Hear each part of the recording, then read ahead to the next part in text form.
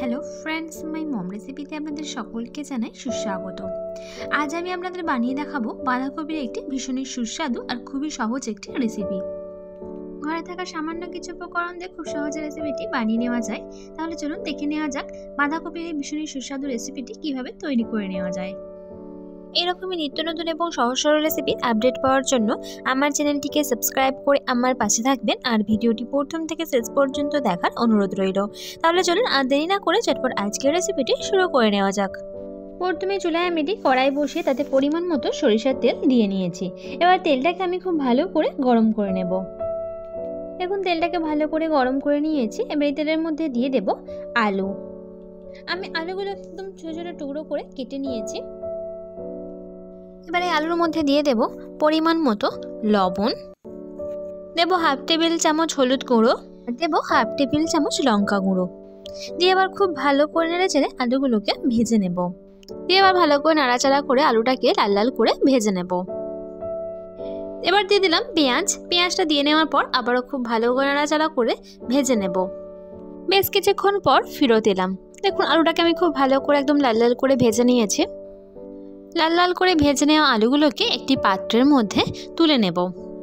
দেখুন একে একে সমস্ত ভেজে নেওয়া আলুগুলোকে একটি পাত্রের মধ্যে তুলে নিলাম। এবার এই কড়ার মধ্যে দিয়ে নেব পরিমাণ মতো সরিষার তেল। দেখুন পরিমাণ মতো সরিষার তেল দিয়ে নিলাম। তেলটাকে আবার ভালো করে গরম করে নেব। দেখুন তেলটাকে আমি খুব ভালো করে গরম করে নিয়েছি। এবার তেলের মধ্যে দিয়ে দেব থেতো করে নেওয়া রসুন।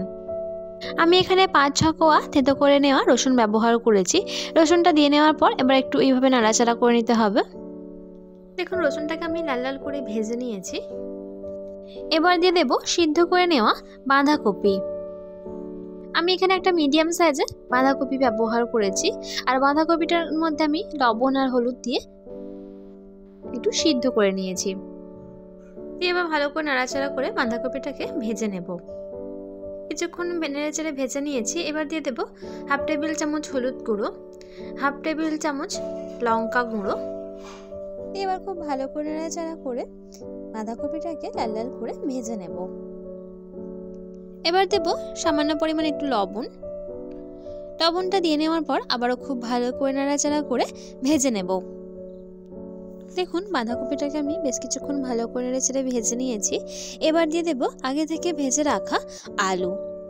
দেখুন একে একে সমস্ত ভেজে নেওয়া আলুগুলো আমি দিয়ে নিলাম। দিয়ে আবার খুব ভালো করে নেড়ে চেড়ে একসঙ্গে ভেজে নেব আবারও বা মিশিয়ে নেব। দেখুন এইভাবে ভালো করে নেড়ে চেড়ে ভেজে নিতে হবে। বেশ কিছুক্ষণ পর ফিরত এলাম। দেখুন খুব ভালো করে একদম লাল লাল করে ভাজা হয়ে গিয়েছে। দেখুন বাঁধাকপি আলু ভাজা পুরো কমপ্লিট হয়ে গিয়েছে। এবার আমি গরম গরম ভাত বা রুটির সঙ্গে পরিবেশন করে নেব। আমার আজকের এই বাঁধাকপির সহজ সরল রেসিপিটি আপনাদের কাছে কেমন লাগলো সেটি আমাকে কমেন্টের মাধ্যমে অবশ্যই জানাবেন। আর যদি ভালো লেগে থাকে তাহলে আপনারাও বাড়িতে ঠিক এইরকমভাবে বানিয়ে নিতে পারেন। আশা করছি আপনাদের সকলের খেতে ভীষণ ভালো লাগবে। যদি ভালো লেগে থাকে ছোট্ট একটি লাইক এবং প্রচুর প্রচুর শেয়ার করে দেবেন।